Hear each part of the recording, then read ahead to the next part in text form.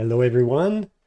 Thanks for joining me for the Uno weekly live streaming for live coding and seeing what we can do with the Uno platform and putting our hands down into the code and try to fix things up and see where we can go with that. So for the past few weeks I've been looking at an application that's called the Fiddle and SkiaSharp Fiddle, which is an application that takes some C# code and tries to render that into a Skia canvas.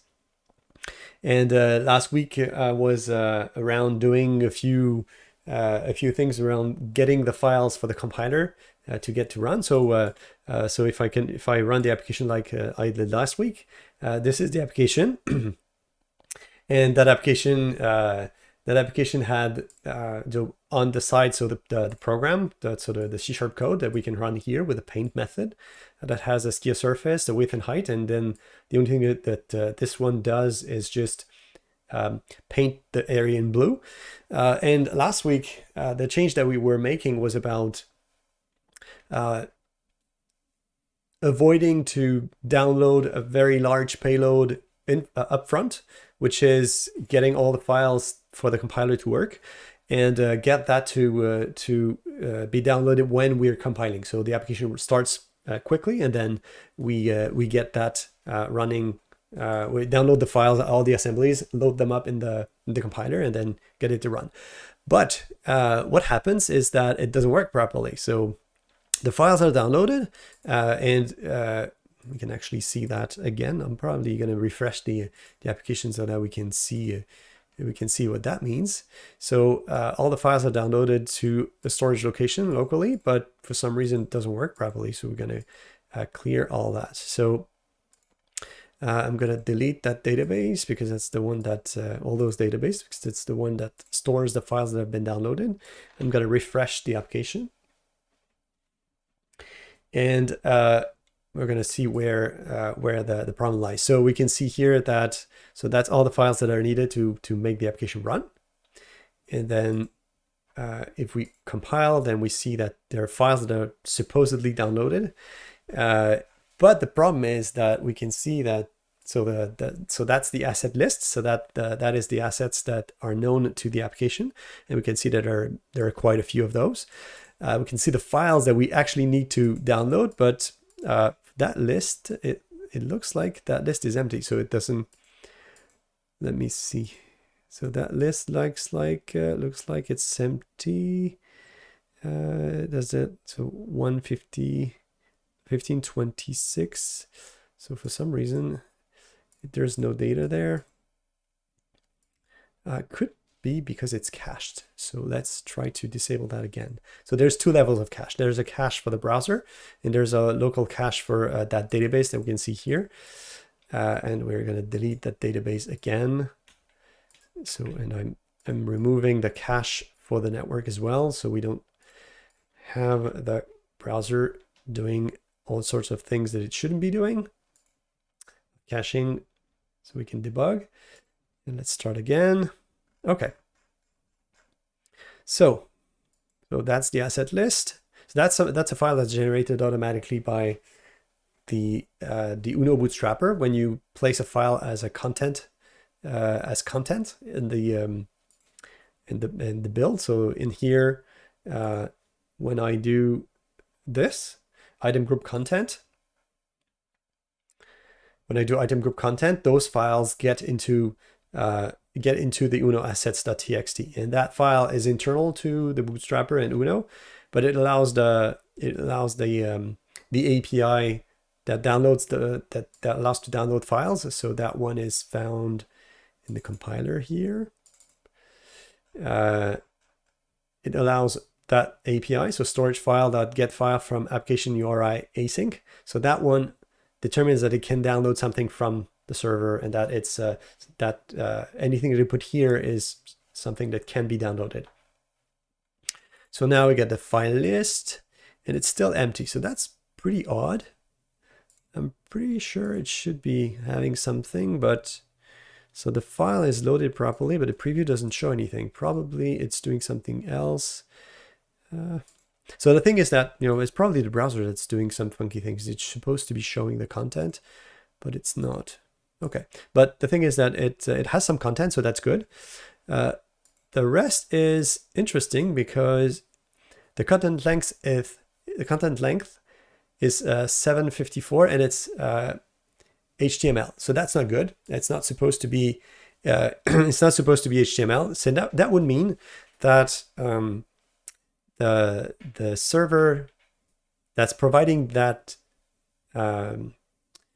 providing those files is not able to understand that DLL should be something that's provided. So I'm still not sure why the response is empty, but anyways.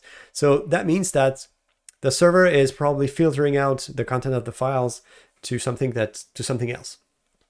So there are multiple ways to change that, but we can take a look at the web.config file to ensure that we have DLLs that are downloaded. So we can see here that DLLs are removed.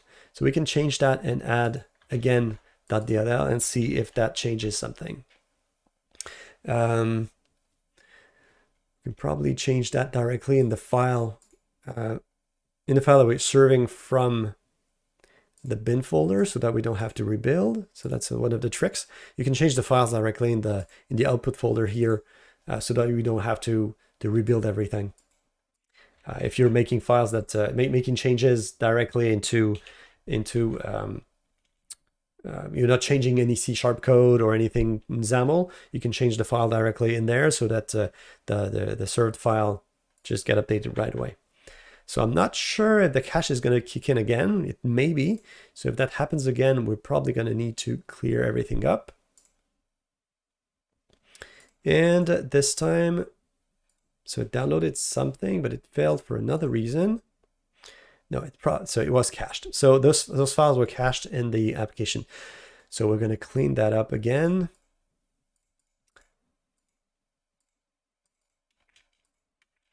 And there.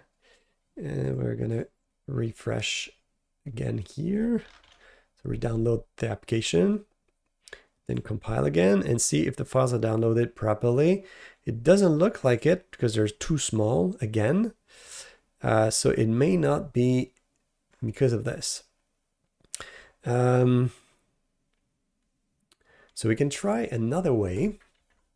So we can try with .NET Serve. So I'm not sure if it's related to IS Express that's running here. So we're going to try with different approach. So to do that, we can do this, and we can try with installing .NET Serve. I don't know the name by heart, but we're going to find that one out. So we're going to go here. Serve. I don't think I had it installed on that machine. No, it's not installed. Okay, so I found out about that one because the .NET team is using this for their own tooling, their own internal tooling, and we're using also this inside of Uno to serve the files the files for the project during the CI. So let's look for .NET Serve. No, not server. .NET Serve. I don't know if it's there. .NET Serve, yes. So we got serve sample app Wasm. Oh, not that one. Automated UI tests. Okay, so we got .NET Serve here. We can do .NET tool install .NET Serve, and we can use the global one. Let's do -G. So it's going to install .NET Serve, and that's what is nice because you can just serve any folder. So let's do that to validate that it's what we need. So .NET -P for the path, and oh, not that one. That's probably too low. Okay, so that's served on that URL. So let's go and try to see if it downloads the files better. Could be something completely different. So we're going to try to see if the files are good. Okay, so it's even worse because the files are not served at all. So there's probably a way to change that somehow. But because DLLs are kind of a infamous extension with the way we serve, with servers in general, we tend to use a different URL. That's why the files, the DLLs in Uno are not called DLLs. They're called .clr, because so we can escape all sorts of all sorts of antiviruses and things like that that cause some trouble when running inside of enterprises or some things like that. So we tend to make sure that we use the proper extension, so that it doesn't get flagged and the application doesn't run. I see a question, Supportic. Yes. So is it possible to use the Uno Bootstrapper as a standalone compile C# into Wasm and access them manually in JavaScript? So the answer is yes, but there's a caveat. The problem is at this point, the way Mono is set up makes it for kind of the only host of the page. So that means that you can't really host it with any other libraries that are available. Like you couldn't install it using npm, for instance. So otherwise, it would be the only library that would run, the only .NET library that would run in the page. So it's something that will be changed eventually to be able to do that. But if you want to make a C# app, a C# library, and want to call it from JavaScript, and that's the only thing that you will do from JavaScript, yes, you can definitely do that. And actually, we have some examples of that. Kind of works the other way around, but it's pretty close. Let's see if we go to the Bootstrapper. There are some samples in the Bootstrapper that shows that the other way around. So let's say, for instance, AOT test. I don't think that one has some, let's see, sample net 5. I think that one executes some JavaScript. Yeah, okay. So there's a Wasm script here. So I got a test.js, and that JavaScript is actually doing a few things, but you can call back into .NET. I think I had another example of that. Let me open that so that you have a good segue to a good entry point to that. So that would be here. Let's go for the Bootstrapper.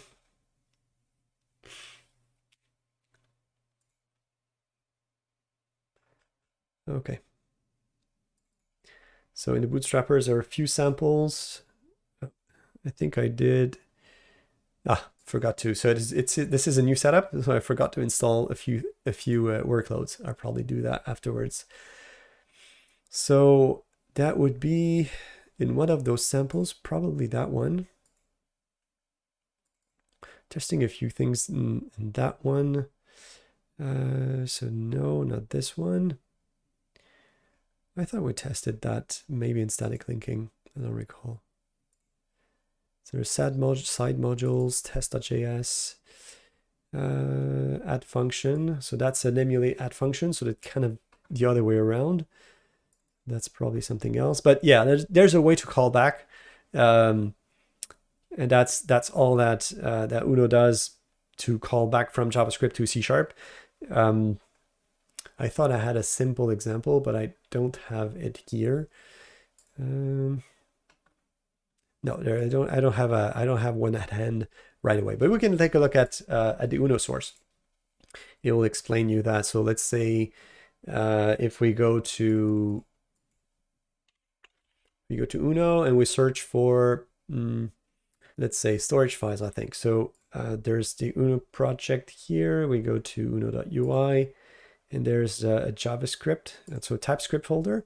In TypeScript folder, we do all sorts of things. And there's a core dispatcher, and the core dispatcher has a pending as some part of that goes to Uno,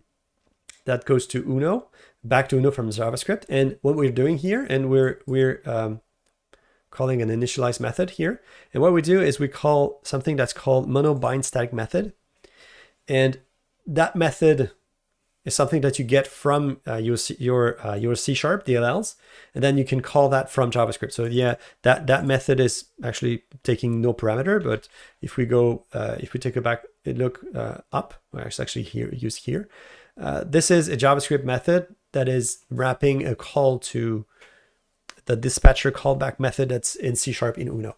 So that's one of the ways you can call back from JavaScript to C# from that JavaScript with them. It's quite easy, and you can use pretty much any type of parameter that uses simple representations, so strings, integers, floats, things like that. Not that there are that type of distinctions in JavaScript, but you can do all that kind of things, and it maps automatically in C#. So if we go back to the execution here, so we can understand that so the extensions are not there, but we can see here that there's a default extensions. So we can probably add some more. Let's see. .NET Serve, if I do this and I add, I don't know if it adds up to the existing one. So let's see. If we do .dll, what happens? Default extensions, it doesn't like the dot, maybe? Could be, let's, triple, there's a triple here. Okay, so let's try it again. Let's see if our 800 downloads files properly this time. So .clr works. Oh, caching again.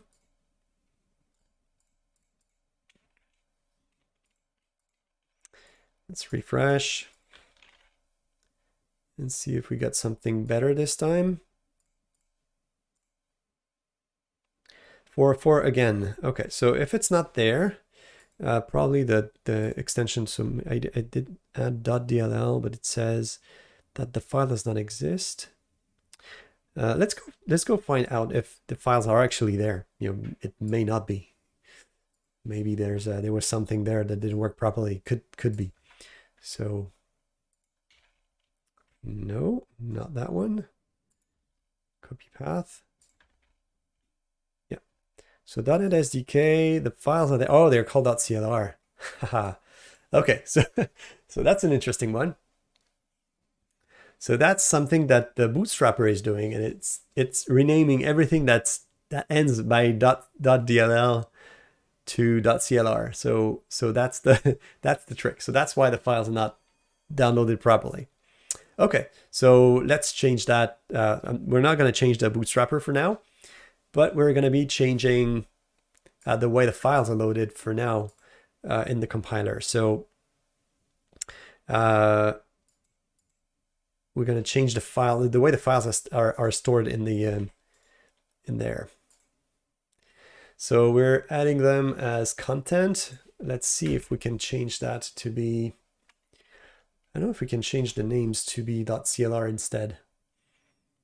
We may have to change we may have to change something else. Okay, so the problem here is that we have .dlls here. I don't think we can rename them to be something else inside of the project because they're exactly the same name. So that's not the right way to do it. We can't move them. So there's a link property, but if we change the link property, because it's in the same folder, it's probably going to be named differently. Maybe we can try logical name. So logical name. So I never remember that one. So we're going to be looking out for that one. I think we have one up top, but if it's not there, we're going to find another way. So one of the things that need to be done here is to use some magic from MS-Build. So let's go find that magic from MS-Build. So we have that magic here. It's in the templates. So there's actually one project that uses that all the time. It's the GTK head, and there's actually, I think it's that one. No, it's not that one. It's another one. So maybe there was one that used that. Nope, it doesn't work. So let's try to find it somewhere else. So we're searching for recursive dir or directory. Maybe I can find that one. There it is. Okay, so we need something that does something like that. So we got recursive directory and then find name and extension. So let's try to do that instead. So if we use logical name, and then instead of an extension, we use dot an actual .dll, but the files are named. So we want them to be .clr and not .dll. If it still doesn't work, we're going to rename the files to be .clr directly inside of the project. But I'd rather not have to do that. But that means that we're probably going to have to change something in the Bootstrapper to avoid that kind of problem. So we can download any kind of file and not be blocked by the Bootstrapper just changing the files under our feet. Okay, so I forgot to start the build logging so we can see if that thing works properly. So let's do this. So there's .NET here, so let's stop it here. Okay. So now it builds quite a bit faster now. Now that there was a change for the build performance with some of the file exists things that were done in the Bootstrapper, so that helps quite a bit. But I think we're going to try to do that afterwards, because the next thing that we want to take a look at is why does the linker step take so long? I mean, it's long, but why? Is it because there are too many files? Is it because there's some step inside that run and shouldn't be running? Or there was a bug a while back that said that was about if your assemblies contain zipped sources, then Cecil is going to try to dezip those files every time they're accessed. And they're accessed a lot. So maybe we can try to troubleshoot that and understand why the linker is so slow. I know they're working on it, but that's probably not enough. So what happened there? So it says, oh, that's why. So we're in the folder and we shouldn't be. So let's move out. Now we can actually take a look at the files and see if they were translated properly. Okay, so new machine, no MS build log. So let's install that. MS build log viewer. The tool to install to troubleshoot logging. So now it's installed. Let's open the file again. Okay. So what we're looking for is content files. So what we can find, let's try to find that one, for instance. It's not there at all. Not there at all. Okay. That's a problem. Why is it not there?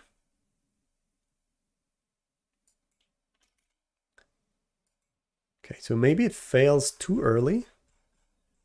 Could be. No, the build worked properly, but for some reason the file is not there. Why is that? If I search for .NET SDK, what do I find? Nothing. Okay. Oh, I know. That's a new setup. So I'm probably missing a few options. So if we go to environment, we're gonna have to go and rebuild. But the build verbosity is minimal, so we have to put diagnostics instead. Okay, so let's rebuild again. So if you don't put diagnostics, you don't get any parameters, so you don't see any kind of error that may happen. No parameters, no logging. You just know about the targets that are executed and a few parameters, but that's pretty much it. It's not very useful.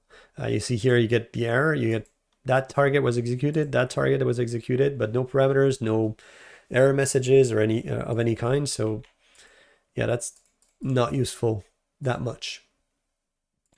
So still running. Let's see. Yeah, still the linker. So yeah, so we're probably going to try to do that and try to understand why the linker takes so long. So actually, we're going to set that one up already so we can do that in between.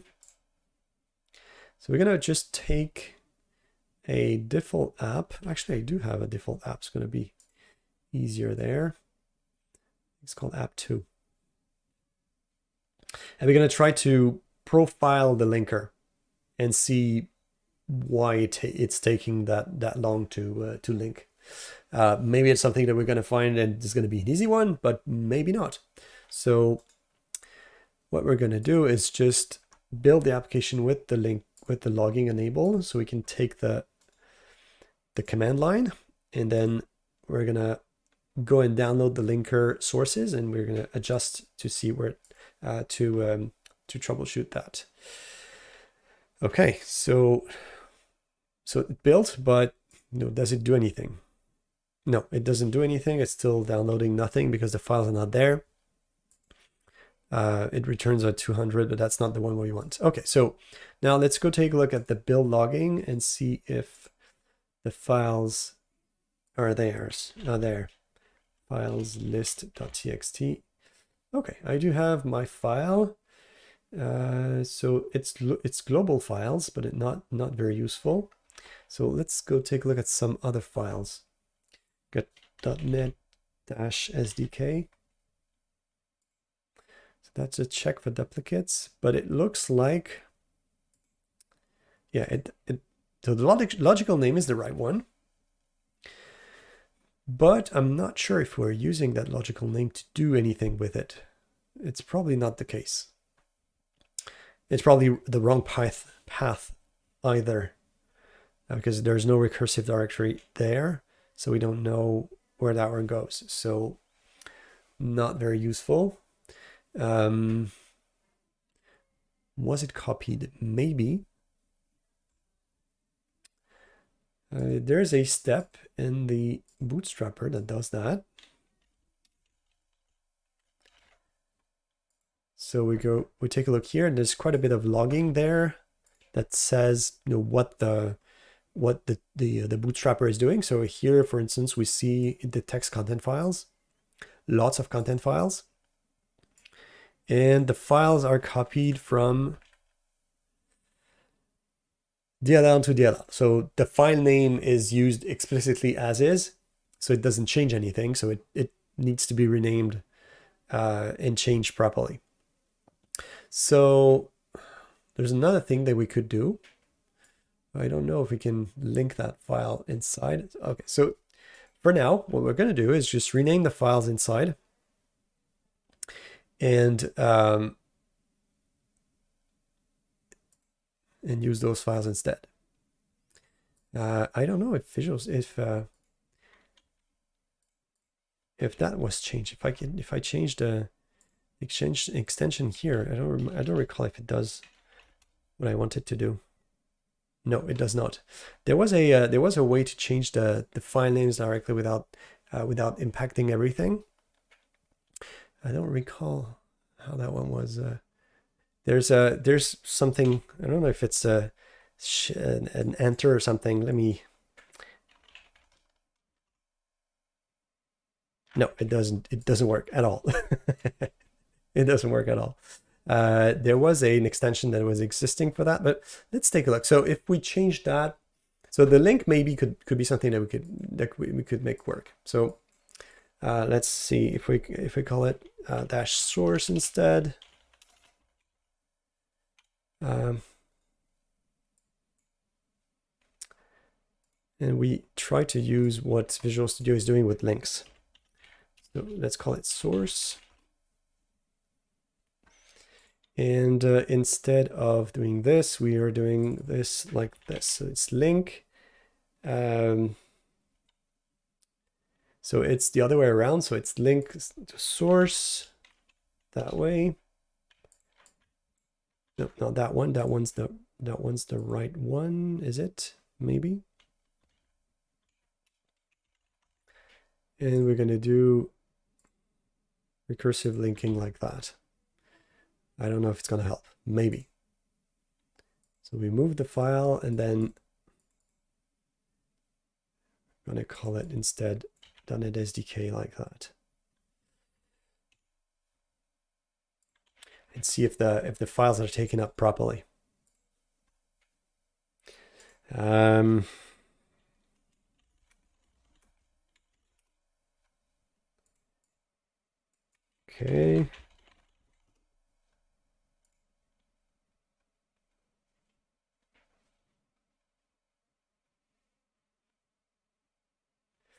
Then let's go take a look at that application. So in that application, we have the evaluation of the execution of the Wasm here. So let's go take a look at the linker. So that's the linker here. And we're going to find a build list here. And we're going to try to find the linker execution somewhere down there. So that, okay, so we're not executing the right one. So that's the mono linker. So that's not the right. So that's the net standard 2. So let's migrate that application to use .NET 5 instead, because that's the .NET 5 runtime. That's the .NET 5 version of the linker that's slow or slower. Let's upgrade that one. Okay, and we're going to be rebuilding all this. So now the build succeeded again. Now let's see if the files that we got are the right ones. .NET SDK. So that's the link metadata. Copy to output never. It's probably determining that the files are at the right location already. So it's probably not copying the files. Metadata link. It could be, it could be. Source input generator. No. Okay, maybe you can see in the output here. Let's go in the dist folder, maybe. I got .clr files. Actually, I probably used the wrong extension there. So the file for .NET is the .NET source is not the right one, but we can actually change that. Okay, so the file we're writing here is not the right one. So .NET files SDK. So that's the dash source, and the link here.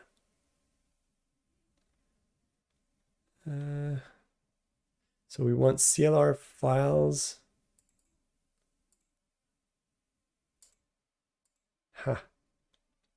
Yes, okay, so we got CLR files copied to the right location, and the file for the .NET files should be in SDK. So what I want to do is have .clr files in the proper folder.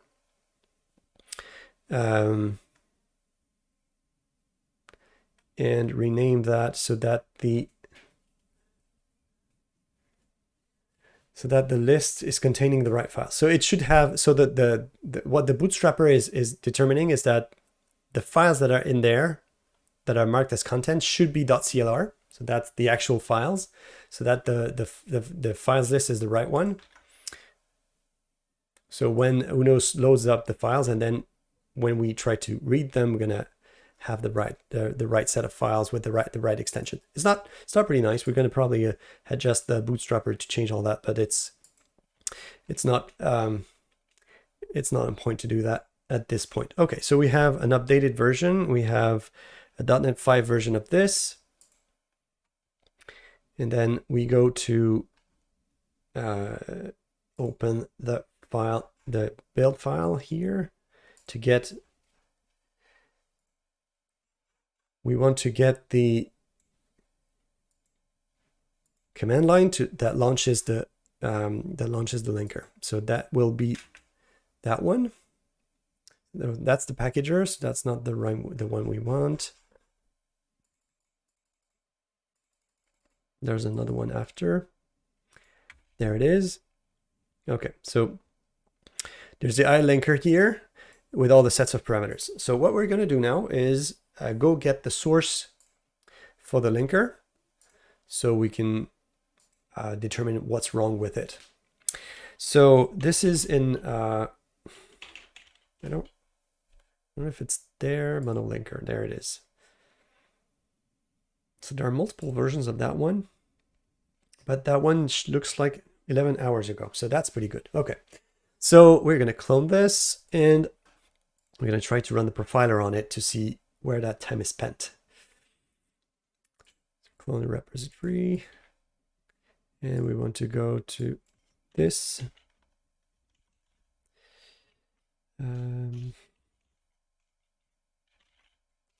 Monolinker.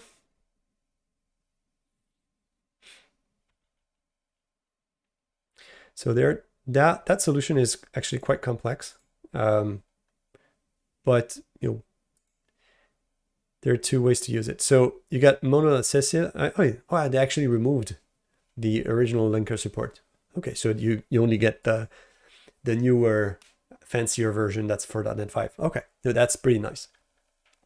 Okay, so the entry point is the monolinker here, and what we want to do is get that to run with the parameters that we have. So we're going to do this, and we're going to take all the parameters that we had here. Well, not the whole thing, but we're going to adjust a little bit. And we're going to put that in the application arguments, very long line. And we're going to remove a bit that's of what's at the top. So we want just this. So that is the actual path to the version of the linker that we have there.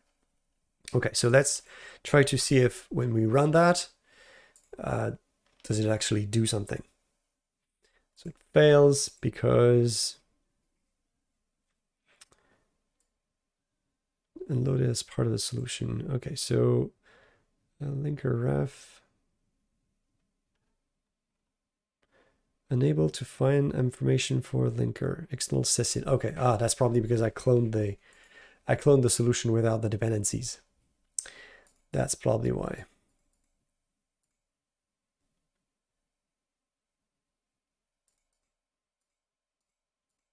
Yeah, that's probably why. So it tries to build something like that. Yeah, it's trying to get Cecil from there. So it's probably missing. It's probably missing a few things.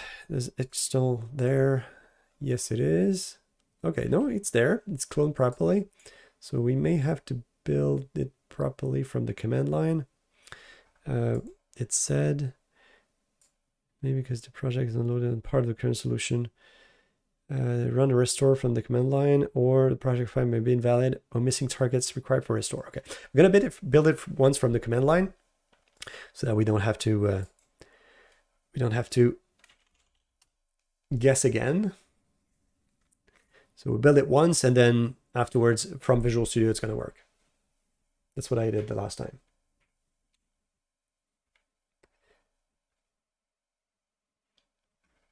Okay. So now if we go back a little bit on the other one, so the build worked properly. And now if we go to our dist folder, what do we have? Oh, did it change? I don't know. Let's drop this for now and try again. There's no recall if I did the rebuild or not. So this time we're gonna be sure. Okay, so the build still restoring. It's not a too big solution, but it's quite complex. The linker is doing has lots of very complex steps of manipulating IL and removing code and interpreting code paths and many other pieces there that are needed for an application to be smaller. So let's see. Does it build this time? Now the dependencies are there. Yes, the dependencies are there. So it builds properly. There you go. Okay, so we have that, and if we run it, unrecognized sequence -C. Okay, so that's a change from the last versions of the linker. They removed some parameters, so we're going to remove those as well. I don't recall where they are. I think they're at the beginning. -C. No, okay, so they're probably lost somewhere in the middle, but there's no Control F in them in that. So let's try to find that one out. -C link. Okay, there it is. Let's remove those two. They're not useful. Oh, actually, it's a bit more than that. C link. Let's see. Does it work better now? -P is not known either, so we're going to remove the -P, which was, I've lost it. P copy WebAssembly. Okay, so let's remove those two. That's probably one of the recent changes because of in the last version of the Bootstrapper, I didn't have to change the -P.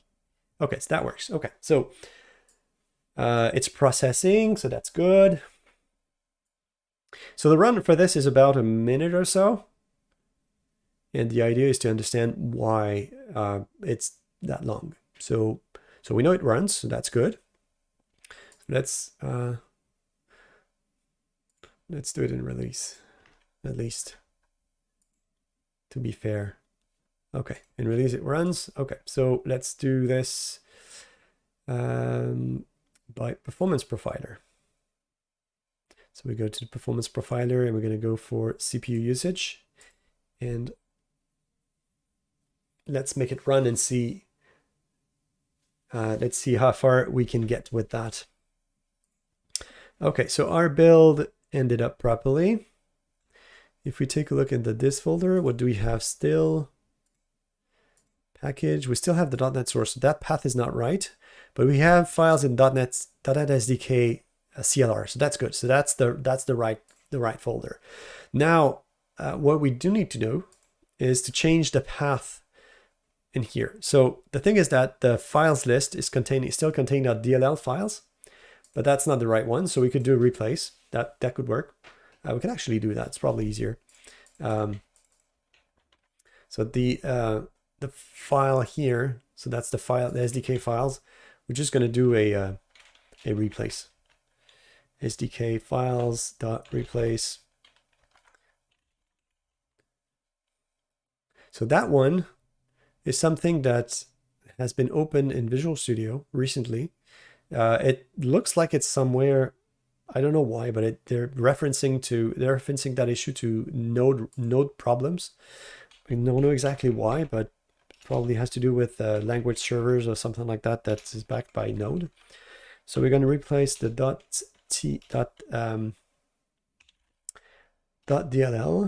by .clr.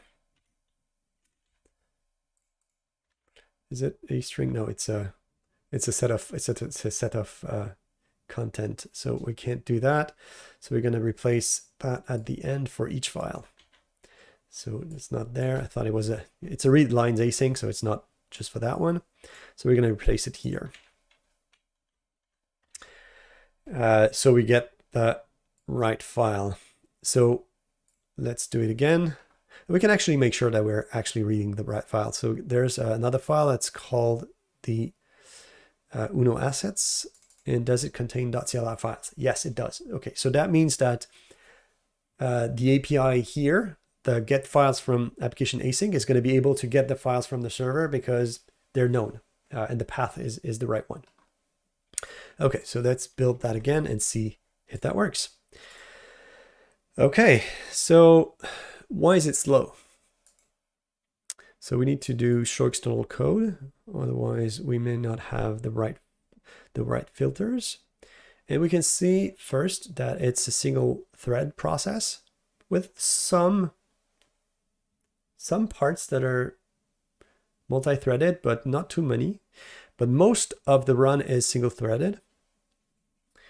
And we're going to take a look at that part because that's the longest one. And it's doing all sorts of things in mark instruction. That's probably not the right one because we can see it stops at 18%. But we can open details and try to dig that one up. Oh, that's big. Okay. So we're going to go to call tree, and then we're going to load the modules. So we can have skipping reanalysis, lookup progress. Okay. So source is not available. Why not? It's probably because I have just my code set up. Let's see.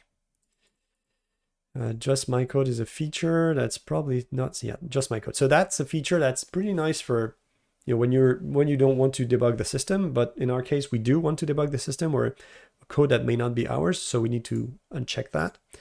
Let's see if it loads the modules again. Skipping.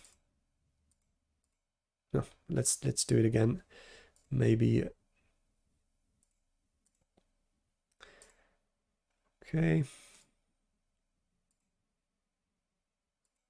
Nope, not this time. It doesn't want to. Okay.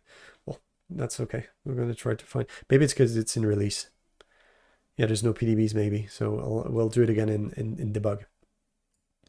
Okay, so most of the time is spent in the mark step. We're spending a lot of mark instruction and mark interfaces needed by body stack. And then we're spending a lot of time trying to resolve exported types. Interesting. So we don't have the sources for that, or actually they're built in. Let's see, maybe we can. Yeah, no, it doesn't have the sources. Okay, so lots of the time spent there, correct reference. What does it do? So it's the metadata resolver for Cecil that takes quite a bit of time. So get type, get name. That's very expensive. And what else? So we have that. So a lot of the time is spent in type resolution. So I don't know if that one has something that we can improve. Maybe. So let's build that in debug so we have symbols, because it's not really useful if we can't see what's happening. So let's do performance profiler again, CPU usage, and then let's do it again. Okay, so we have our application running. Now let's see if we compile that application. Do we have anything interesting? Oh, we have to clear the cache again. So we go to application, we remove that. And then in network, we're disabling the cache. Let's do that again. Compile. So did the files happen? So that's the right ones. So it says the files, not that SDK files list SDK. So that one's not the right one. Okay, so it's not the right location. So that's something that we need to adjust. But for now, there's two ways. Either we change it from here. So it's the SDK source, or we change it from the CS_proj file and we use another location. Write lines to file, SDK. So it's supposed to be in here.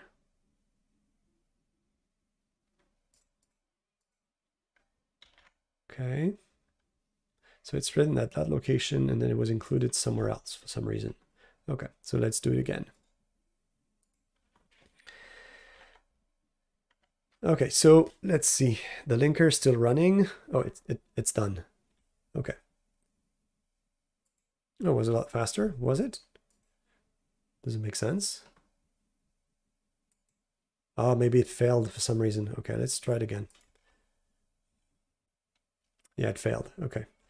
The field doesn't have matching annotation. Or maybe because the files are not there.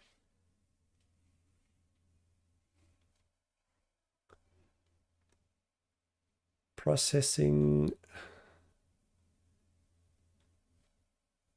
Failed to resolve Sysig Diagnostics debugger non-user code. Okay, so that's interesting because it didn't do that before. Could it be because of something else? I wonder. Okay, so we can probably do something different then, and add the symbols for that one instead. So there's a monolinker here. I don't know if the linker does add symbols when building. Probably not. Okay, debugging information is none. Okay, so we can change that and add symbols in release. Let's add symbols in release, but we can change that in the top level instead of in all folders. There's a directory that build up props, and we're going to add that here. And we can probably use debug symbols and symbols debug. There's debug symbol types, I think. Debug type. That one's going to be portable. Let's try again. Let's see if we do have the symbols now. Okay, so it should be in that folder.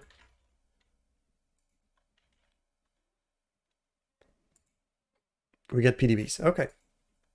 So let's try again. So let's do this, start. Nope. It looks like it's trying to use files that are not there anymore for some reason. Okay, maybe I need to rebuild that application and use a proper set of files. Ah, I see. The .NET runtime was deleted. That's why. Okay, that explains. So it's yeah, the folder for that may be deleted by the runtime for any type of reason. So that may be the cause. Okay, so now if we run the application, what do we have? Still nothing, but okay, so we got less diagnostics now. That's good. We got 13 diagnostics and 8 that don't work there. So system object is not found. Okay. So the files were loaded. We're gonna retry to see if we get the right content. So we can restart the application here. And when we click compile, it downloads and downloads nothing. Okay. There's probably another error somewhere that got missed. That's curious. So maybe it's trying to download something, but it's not there. Okay, maybe I missed something. Let's see. So in the compiler, we're loading files from this, pressing DLL by CLR, but maybe that's because the file list is not the right location. Could be that. Let's see if it's really at the right location.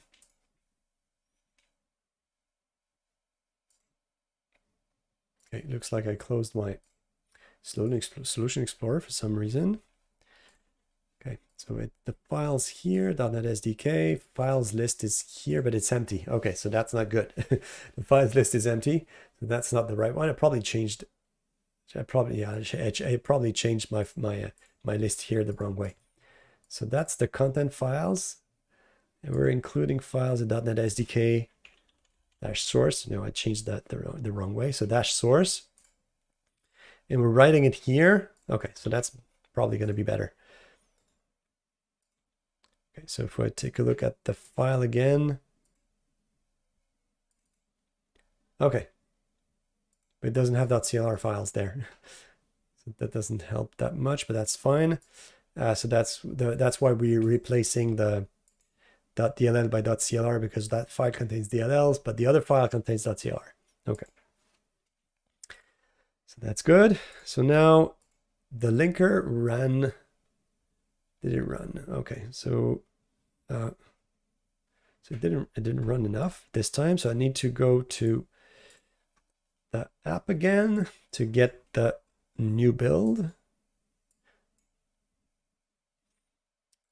And we're going to find the command line that we need to run,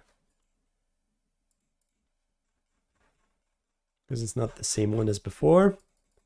A few things that I've changed. It's going to be this one. And we still need to remove a few things. So at the beginning here, that's that part. And then we need to remove the link and copy.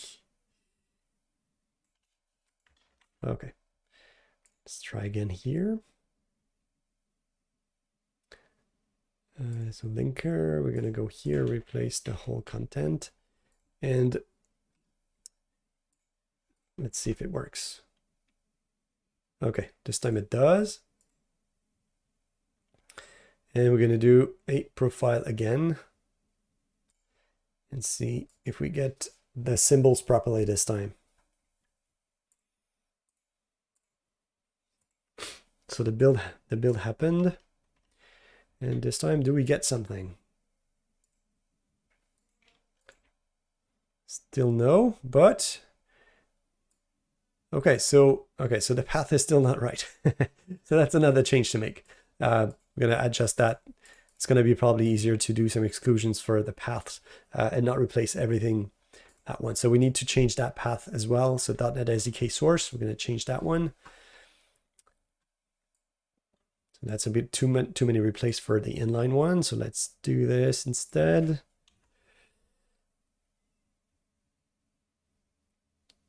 I don't know why that solution is not happy with this. Okay, so let's do it manually. There's target file, and we need to replace this and replace. We need to replace .NET SDK source with .NET SDK instead.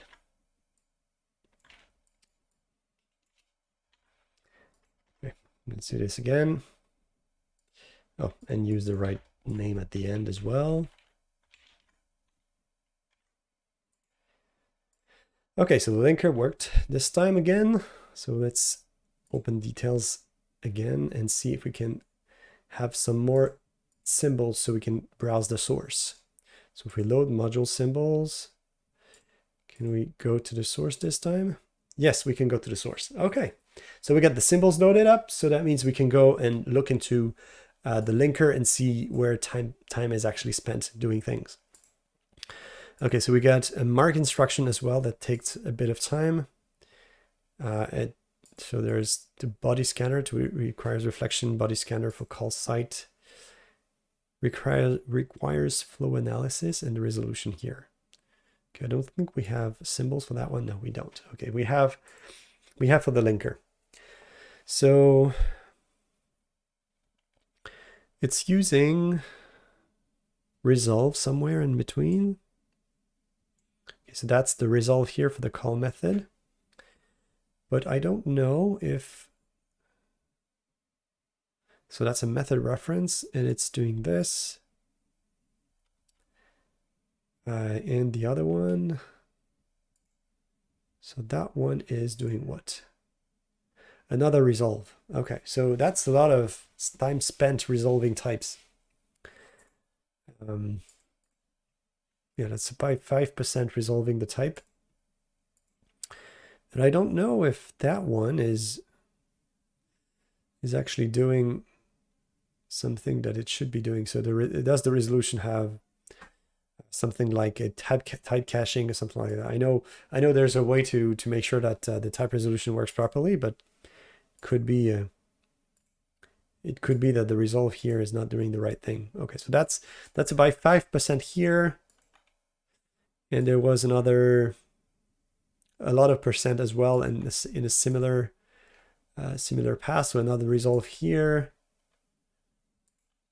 and there was that one as well. I think there was spending in time to resolve. So most of the time it looks like it's spent resolving types. So let's go take a look at what Cecil is doing here. Maybe we can build it in debug. Let's see. Is there a way to build in debug in there?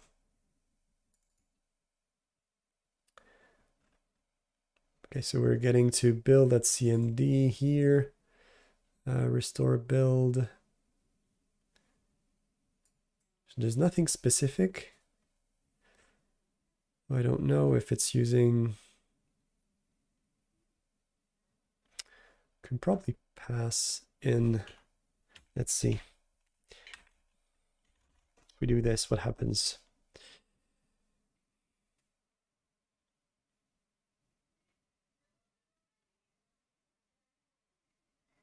Yeah, it's building in debug. Okay. Okay.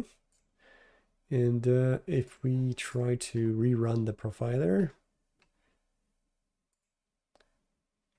does it use the right one? Maybe, maybe not. We'll see.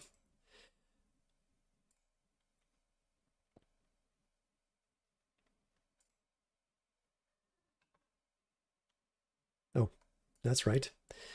Have to be inside of the linker itself, otherwise it won't run anything. Okay, let's start again. We have the same problem as before because the failure is there, but that's fine. We can probably see if we can get to Cecil there. See if we have the symbols. If we do, then we can do something different.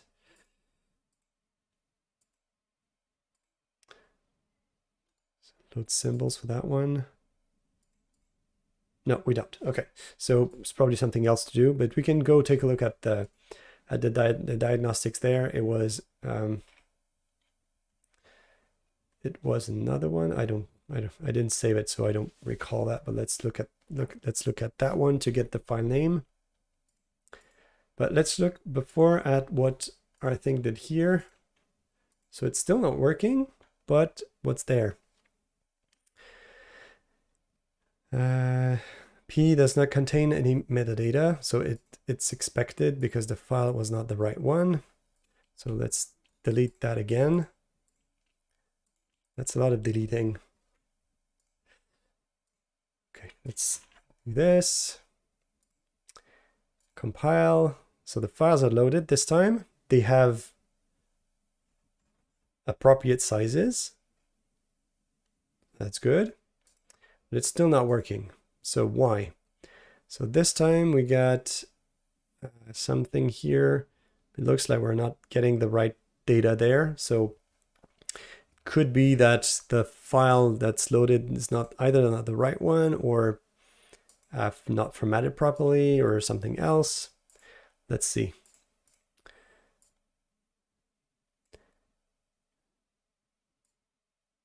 We're going to be adding a bit of logging there quickly to see if the files that we're loading up are the right ones.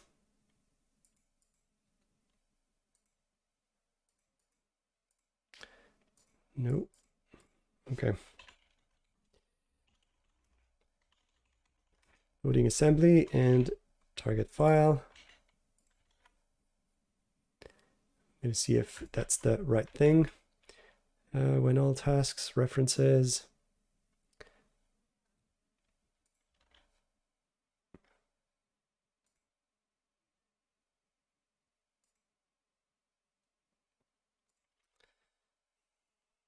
Let's see if we got it right. Okay, so on the other side, we had expand all path, mark body, get flags, member types, custom attributes, something else. No. So we're get property. Resolve. Okay, so that's that one. So we're looking for method reference.resolve. Let's go take a look at that. So Cecile is somewhere else. So it's Jean-Baptiste Evin that's been developing that application for that library for a while. And it's gotten quite extensive. So it it does lots of assembly parsing, quite useful. Oh, let's see. So if we run the compile, so it does the loading here, but for some reason it's not loading up the right thing. So it may be that we're not loading up the right files, or they're getting mixed up, or something else. Okay, so we're gonna have to troubleshoot that one up, because I don't know exactly what's happening there. Or maybe it's the path that's not the right one, because there's a backslash. We're gonna have to find that one out. Okay, so Cecil, we're looking for a method reference. Method reference, and then we go to resolve. So it uses this.resolve, and then it uses module.resolve. And module.resolve doesn't provide anything. So module is this.module. I have a module here, probably not. Yeah, module.resolve is something else. So let's see. Module, let's see if I go to file, module, probably module definition. Resolve, resolve method. Nope, no resolve here. Okay, so let's do it another way. If it gets a bit difficult to navigate, we can just go to the output directly and take a look at the output directly. So we get Cecil here. So I don't think I have ILSpy installed on that new machine.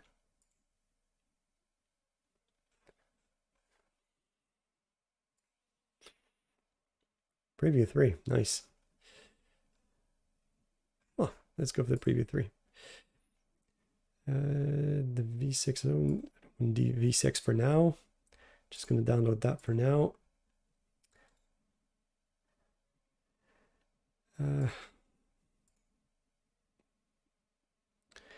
And ILSpy here. And we can go and take a look at what Cecil is doing here. So we were in method reference. So in method reference, we were calling resolve, which calls module.resolve, which called Metadata Resolver, and which is an interface. And it may be coming from somewhere else. So there's only one Metadata Resolver, unless it has been overridden.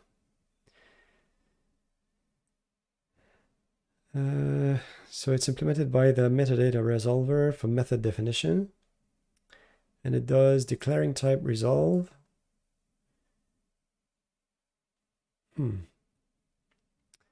That's quite complex.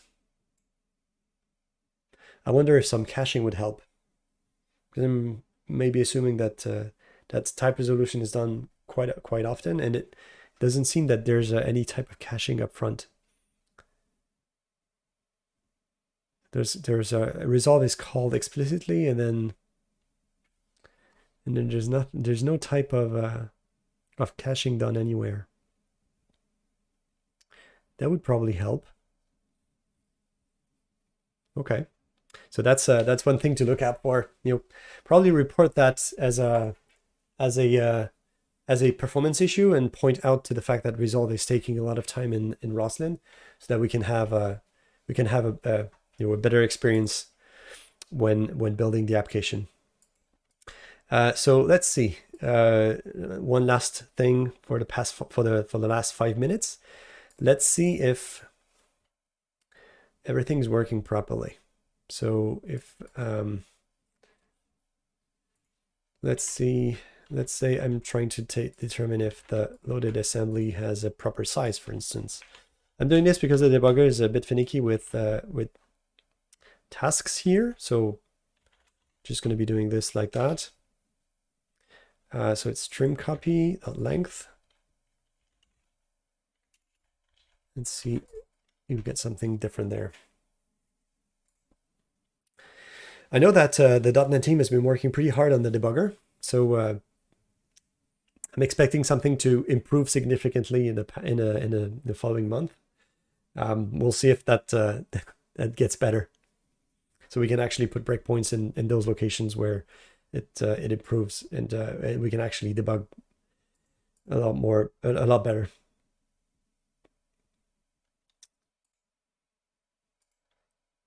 Okay.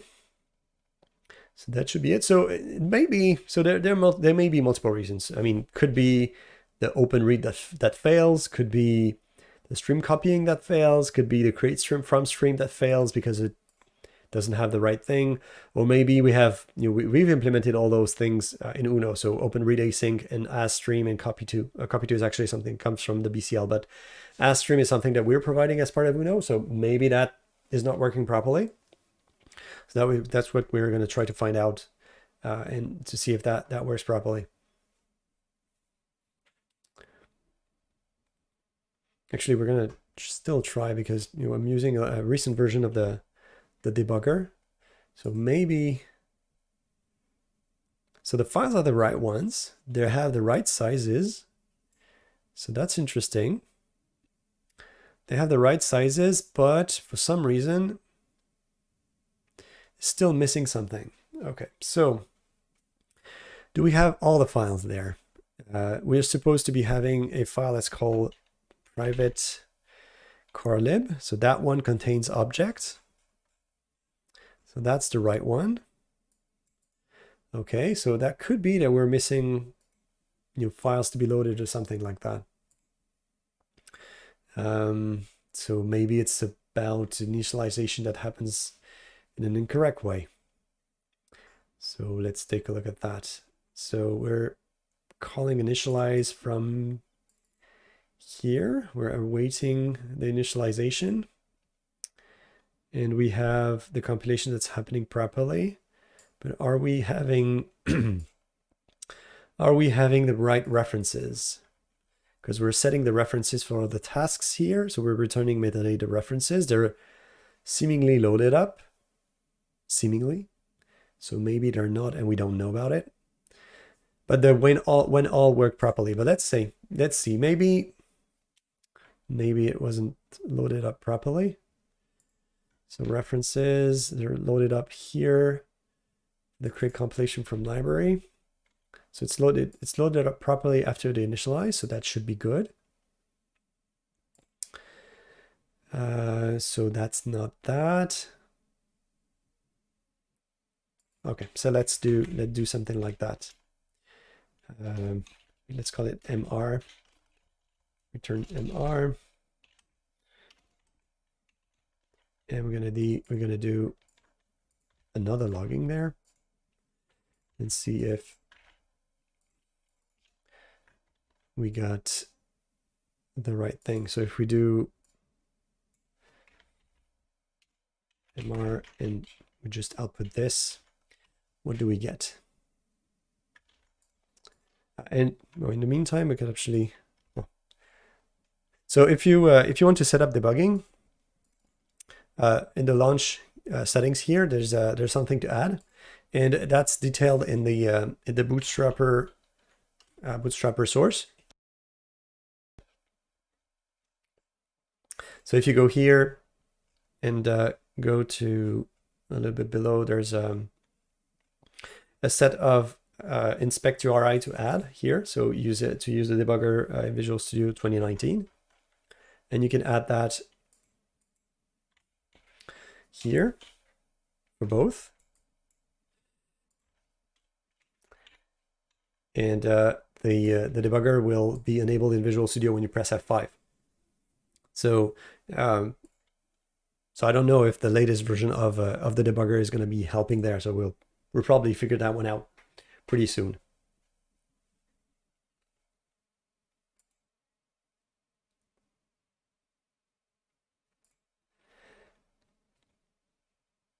Okay.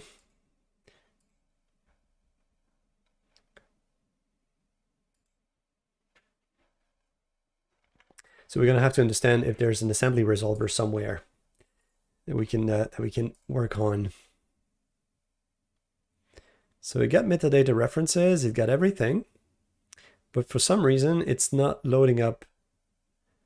It says that the P image does not contain managed metadata.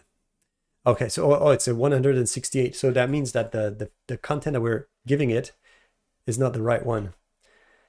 Maybe that's that. I forgot about that. So yeah, that's probably it.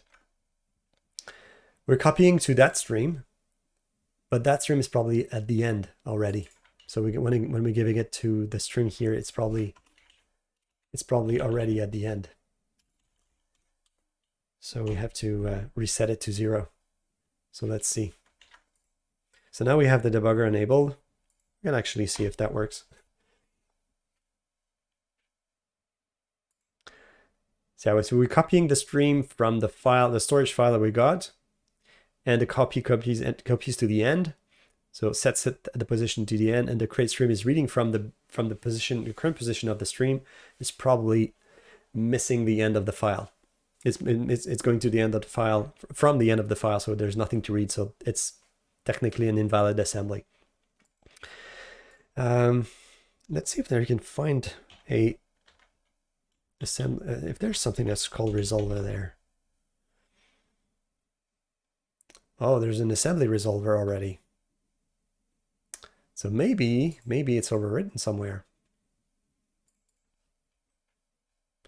Assembly resolver. Assembly resolver. Aha.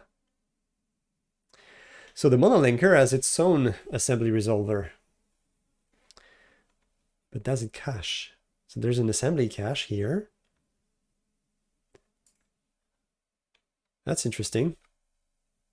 That's very interesting. So that means that we may be able to do something about it. Okay. So that's the debugger starting up.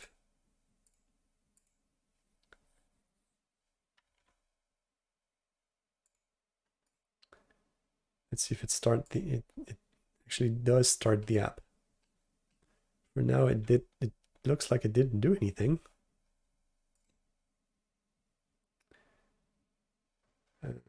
Output. Oh, I see. It needs .NET 6. Interesting. Okay, so that's a good thing. So they changed the version of .NET inside of the debugger. Probably going to be needed to change some things around that. I actually have 2 versions of the debugger proxy, so that we can use with .NET 5 and 6. Okay, so that's one thing to know. So we can't use the debugger. Can't use the debugger for now. Okay. Oh, and there it is. It loaded up.